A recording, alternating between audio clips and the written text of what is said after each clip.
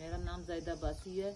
मैं पारसा जिला जेलम वैली की रहती हूँ। मैं बेनजीर एमकॉम स्पोर्ट प्रोग्राम से समाई केस ले रही हूँ।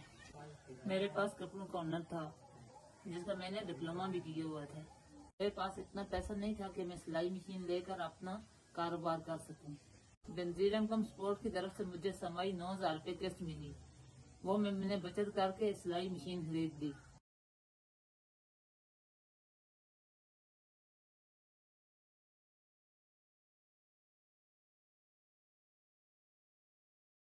और मैंने घर में ही सिलाई का काम शुरू कर लिया।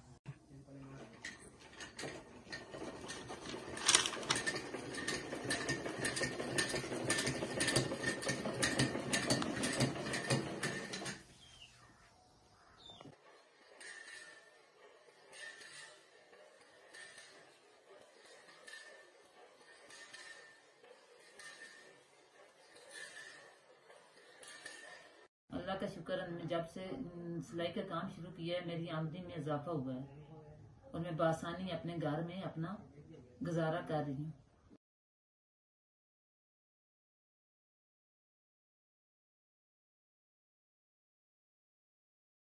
शुक्रिया बेनजीर एमकॉम स्पोर्ट प्रोग्राम, शुक्रिया हुकूमत पाकिस्तान।